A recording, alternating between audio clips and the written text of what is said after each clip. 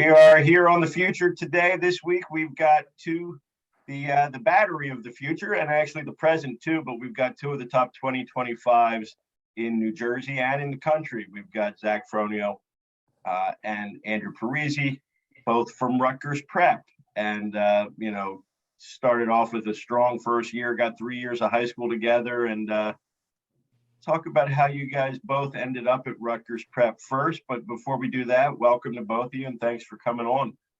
Thank you for having us. Thank you.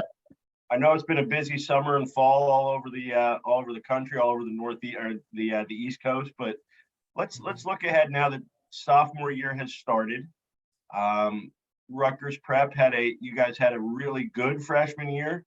A little bit left on the table, I think, to shoot for, both in the counties and the states. But to have any prep school with two of the top guys in the state together like that at an early age is unusual. It's not a Don Bosco, or it's not a school like that. Rutgers Prep has a good baseball history. How did you guys end up together there for your high school years? So it started off with my brother actually deciding he wanted to go to Rutgers Prep, and we both took a tour there, and I actually loved the school. I loved the campus, and I loved the people on it, and I committed there, well, quote unquote committed there for high school. And then I told Zach, I was like, Zach, you got to come here. We both can play varsity baseball here, and I just convinced him to come. He's like, all right, I'll just come. It'll be fun. Try it out. And I had the Zoom meeting with the athletic director, Mr. Clipstein.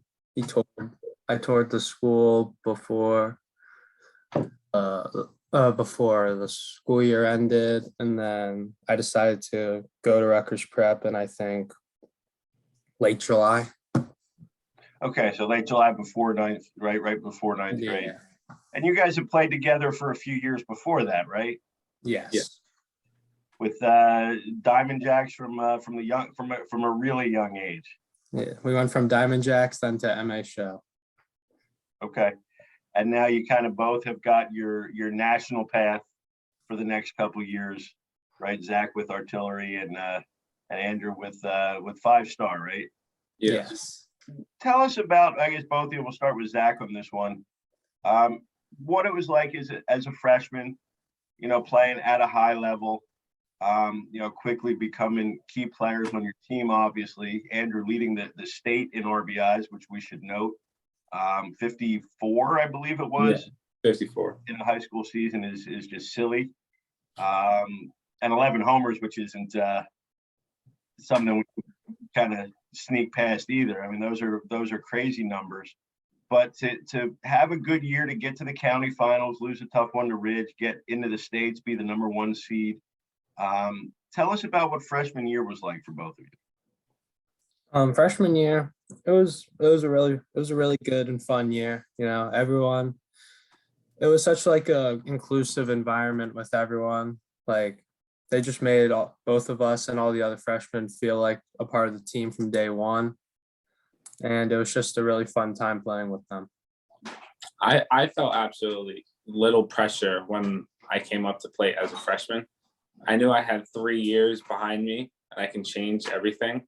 So when I went up there, I just played my own with Coach Larry. Coach Larry is a great coach. He allowed us to be who we are, do what we wanted to do, and just be ourselves. So it was great meeting the players on the team as well. They invited us into the baseball community and just made everything better. What was the first moment where it really clicked? I mean, that you knew and were capable of big things? Dodgerstown, down in Vero Beach, Florida, where we go down for a week during our spring break, and we live in the barracks and we just play other high school teams from around the country. And I kind of made an impact there. I had 2 home runs with a triple as well. And then everyone on the team was like, oh, this kid's legit. He can play. Can hit a little bit, yeah. Zach, for you on the mound, your first big game came pretty early. Yeah, it did. I think I'm trying to think of which one came first. I think the first technically tournament game or whatever it was called I think might have been against Montgomery or been the Prep B final. I forget which one came first. But you don't I mean, for at least for a freshman, you don't really like know like the spot you're in until like you're on the mound in the spot and there's like people all around you, people talking. And it's just a good experience because as like an underclassman, you're really not supposed to be in like that spot. And it's really supposed to be for like a upperclassman. So when you're a freshman, it's just like you can just go out there, no pressure, because they should be the ones hitting you because they're older than you. And when they don't hit you, that's when people start to talk about you. So it's pretty cool. Yeah, and lefty, big frame, 6'4", gonna get a lot of attention, certainly with the ability to throw a lot of pitches and the command of them. That's really advanced. So your recruiting process was intense and early, and you committed to certainly one of the top programs in the country, the regular season Big Ten champs, Maryland, one of the top programs in the region. How did that go, and what kind of pushed Fear the Turtle? What kind of pushed the Turtles over the edge? So back when I was on MA show, 15U fall, my coach J.R. Tolbert, he got me on the phone with Maryland. He gave me a lot of exposure to a bunch of different schools. I was talking to some other schools too. And then I was just talking to the pitching coach, Coach Morrison. And we would talk every week for about 2 to 3 months. And it was never about like Maryland itself. It wasn't like selling it. It was just kind of like, human interaction. Like, what are you doing? What'd you eat for dinner? All this. And then I went to a camp in January to see the campus, fell in love. It's beautiful, really like it. And then they saw me throw. And then I think like 2 to 3 weeks later, I'm on a Zoom call for what they said was an hour, but it ended up being 2 hours because they were talking about everything. And there's a lot to take in. And so they threw me an offer on the table. And then I would say 2 weeks later, we have a call scheduled. He doesn't know I'm committing to Maryland, and I call him up and I tell him, and he was so happy. And then that's how I committed. Yeah, now that it's been I guess about half a year, right? A little more than half a year since then. It just has it sunk in? Does it feel still really the same excitement as that day? And it's something that we're really excited for. Yeah, I'm still excited because now it's like, well, I already know where I already know where I'm going to school. So it's like I don't have that pressure on like I have to play well every time I pitch or every time I do anything, because I know that I already know where I'm going. So I can just focus on like what I need to focus on to get me there. Yep. Now, Andrew, you're not a 6'4" lefty pitcher, unfortunately, unless you work on it a little bit, maybe. But the recruiting process. Obviously, you've got the stats and the metrics and the raw power and hitting that's going to have lots of attention. When you've got a lot of kind of schools that are interested in, and you're going through your own process, I mean, what's most important to you when you're going through this and trying to find the right fit? Building relationships with the coaching there, because when you want to go to school, you have to like the coaching staff, because you can't just play there all 4 years and then not like the coaching staff and not be there. So when I'm talking to all of the schools, that I really want to like the coach, and I want him to like me as well. Yep. Now, you get the chance to catch Zach regularly now. You weren't always a catcher, right? And most guys your size don't always start out behind the plate. Still a really new position for you, kind of within the last year, where you've been catching the majority of the time. What went into that? Kind of becoming a catcher. What have you learned, and do you like it? I love it. I went to Ani Ramos Catching Academy, and he taught me a lot on how to be there. He taught me all the basic secondary, primary, one knee stance, how to work down and up from the ball, and how to like frame properly. I also went to Coach Quinn over at FDU. He taught me a bunch as well. We practiced a lot, and what got me there was like my frame. I mean, I'm a big wall, so I can stop any ball that comes my way. So it's also, and pitchers also love throwing to me because they know I'll stop everything. Is that right, Zach? Yeah, it is. You, I mean, you've known Andrew since you're 10. You played with him since you're 10. You know, having him catch you is a new thing. But tell me about Andrew, both as a hitter, as a player, and now as a catcher. Andrew's a good player. You know, he can hit about any pitch that's thrown at him, and it's just like when he's going up there, you know that most of the time he's gonna walk away with a hit. But you know, for a catcher in the past year, he's been well for me in high school, calling good pitches in good spots, really like learning it. And I feel like he's been a really fast learner for the amount of time that he's been catching. And it's just cool to just keep watching him develop because he's getting better by week. What's the farthest ball you've seen him hit? Gosh, I've seen a bunch actually. I know, that's why it's figure you know, as you've seen more than as much as anybody would be my guess. He's hit some moonshots. Like one this high school year, I feel like there was like a green wall behind left center field. I swear on my life, he hit that ball 40 feet over the green wall, and the green wall is like 50 feet away from the fence. Where's this? At Rutgers Prep? Yeah. And so Rutgers Prep to left center is probably like 280. He probably hit it like probably 370, 380. Yeah, I was gonna say it's not the biggest field, but it doesn't matter when you hit it that far. Yeah. It's not the biggest field, but when you see the home run or the swings that he's putting on these balls, yeah, they're out at 95%. I was gonna say you hit them 385, 400, it doesn't matter, right? Yeah. Doesn't matter what field you're on. That's right. Andrew, what do you think? Was that one of your furthest? What's the one you remember most? You remember your first home run? Let me put it on a big field. Yeah, I do. It was 13U, I think. It was in New Jersey at Newark Stadium. I hit a dead center about 350. And that's like a great experience. It's like I finally did it. Finally hit my first big field home run. Now that's nothing, right? That's it's just common now. Biggest one what's the biggest one? Not the longest one necessarily. What's the biggest one that you've ever hit? I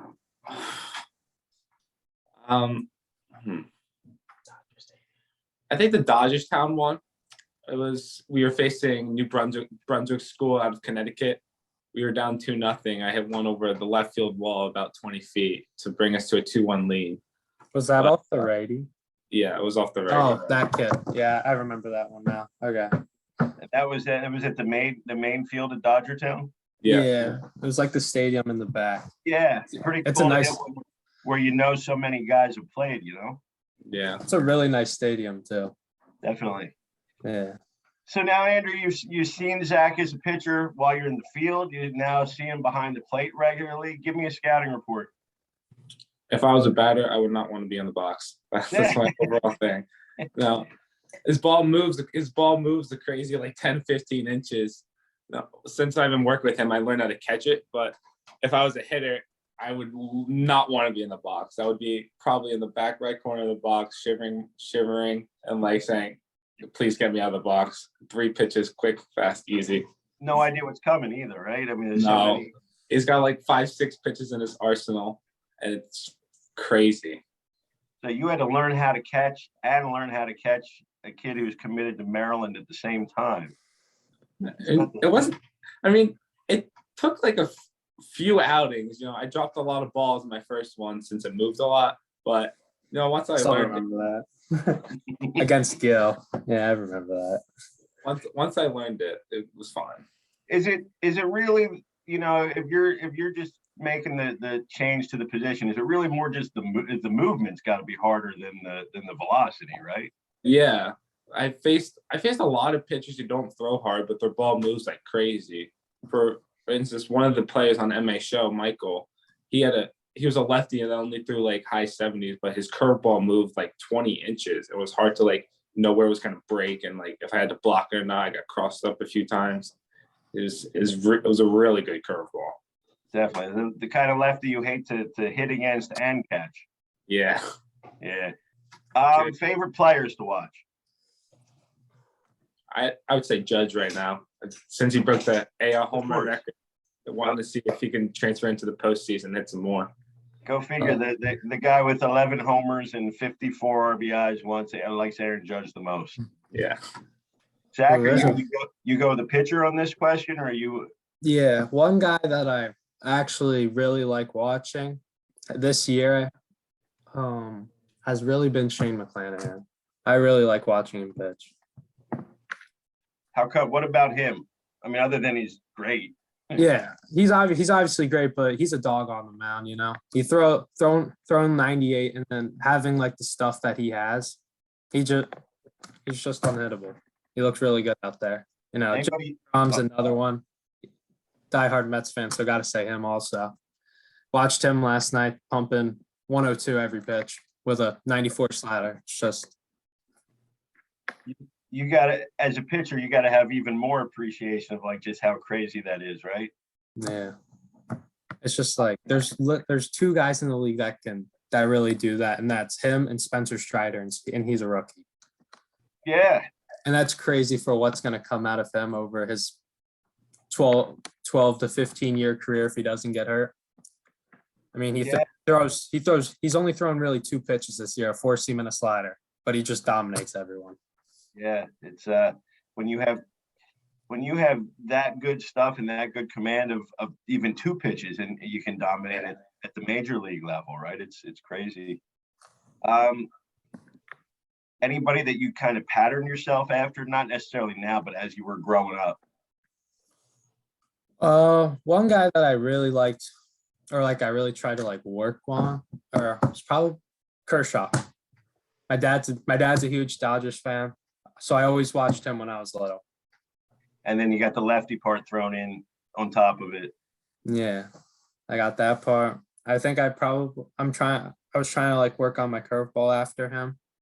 I really like the 12 to 6. I think it's a great like difference in movement because I needed like that vertical drop that I didn't have. So that was my pitch. And so I worked on that.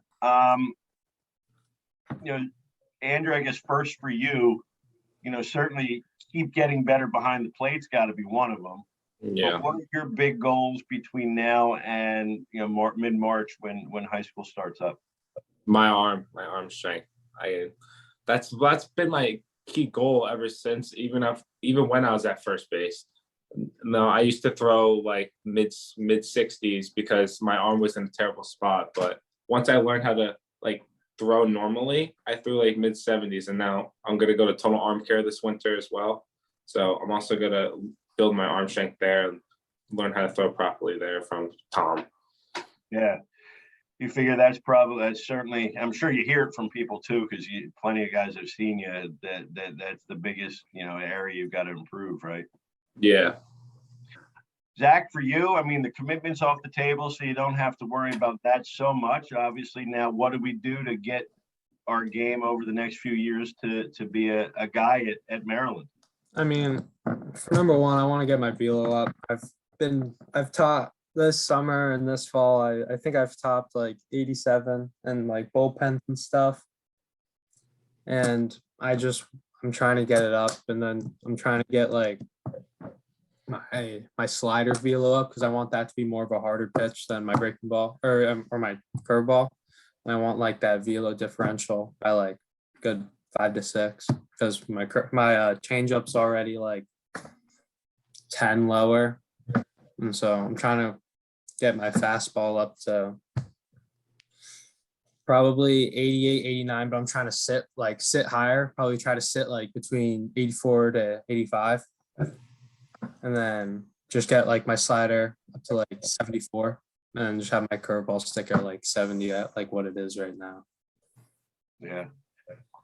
Listen, you guys have spent a lot of time around each other at the field the last 5-6 years. Yeah. Andrew, tell us something about Zach's pregame routine or at the field that not a lot of people know. He spends a lot of time doing his plyos. No one really knows the like effort of plyos that you really need to do, but he does, and he like takes a while to like make sure his arm doesn't hurt that day, or put in the great care that he needs for that day. So it sounds like, Zach, you got a pretty solid set routine. Yeah, and sometimes my travel ball coach yells at me for it because you know how those travel games are where they're trying to get Minutes in between games, right? yeah, where they're trying to go boom, boom, boom, boom. And it's just like it's just like when there's a game playing and then we're the game after, I have to show up like 30 minutes before just to get my warm-up going, just so when I get on the field, I still have that additional 20-25 minutes to finish up and throw in the bullpen. Yeah. Now, I mean, guys, the college guys in the summer don't even have like, a struggle sometimes with their routine. So, I mean, was that something that how did that develop, I guess is my question, to have such a routine like that? Well, so my dad pitched pro ball for 7 to 8 years, and he's like, Zach, you need a routine that you do every time. So I just started building one, and I go from stretching to bands to plyos to long toss, then to the bullpen. And that's just how I've been every single time I throw. And the days that I don't throw, I just do stretching, bands, plyos, and I'll throw up to like 60, 90 feet. I'll ask you the same question about Andrew. What's unique about him at the field that maybe we don't necessarily know that you've seen over the last few years? I've started to see him do plyos and bands now to work on his arm care. Actually, I started seeing that this high school year. Saw him like put like more time into it and really trying to like work on building arm strength, I feel like. And before practice and before games, I just see him doing it. And so I think that will really help him. Andrew, I guess that kind of goes into what you're saying about, building up that arm is really a huge priority for you, and that comes from doing the right things. Yeah, I didn't really understand the stretching and plyos in band work until I had to teach him that stuff, but until I really understood how much it does for your arm. When I first did my bands and plyos and I started to throw, I was like, my arm feels really loose right now. I can throw like 400 feet. I was like, it's just consistency for me as well. Consistency with the bands and just built a habit. And then like you want to do it to make your arm feel good. Definitely. Oh, do you know like that cupping stuff? Mm-hmm. So a kid on my team, his name's Tucker. He's from Ohio. He brings his cupping set to Georgia because he drove. And I put it on like my bicep, my tricep, like all over. And it felt so good. And then I sent a picture to my mom. Mom's like, what the hell are you doing? No clue what it was. And I still have the picture. It was actually really funny. She sees all the bruising, right? She just sees like circle bruisings like this on my arm. What are you guys doing to each other after the game, right? Yeah. One part of your, do you guys, either one of you have like a go-to game day, bump day, meal, ritual, anything like that? No, McDonald's for me. Very, very nutritious pregame meal. I remember that. Zach's dad would always bring us McDonald's before the game. He's like, you better go. And I would have to, because I would just be in the outfield and I'm like, I'm hungry before I play. And so he would just pick us both up McDonald's. And I think that was in like the game stretch where I think Andrew hit like 5 home runs in 2 games.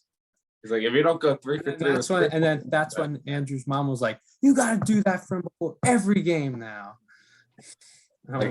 If you don't get 2 burgers with fries, you're not going to do well. We're going to McDonald's now. Yeah. All right. We got it. Sounds like an NIL deal with McDonald's is what we're looking for here. Yeah. Hey, if you're hitting 400-foot bombs, I wouldn't change it. Not at all. Might wreck the insides, but who cares? We're hitting bombs. I guess last question for you guys. Team goal for 23. I want to, so we're playing a harder schedule this year. Mhm. So I think that will help us obviously get better. Because I think we're playing more like upper schools. I think we're going to start playing like the Del Bartons, like the Passaic Techs. Yeah. We moved up in conference, so that's when now we're going to be starting to play like Somerville regularly, like all like the bigger schools. Yeah. So I think that will help us obviously get better. But I think our main goal as a team is to get back to Prep B in Somerset County and win. No, because I think that we took a big toll from losing those two. But Yeah. I think we're going to have a pretty good shot again to win those two if we can get back to it. And I'm thinking same, right? That's pretty much the goal. And everybody, Yeah.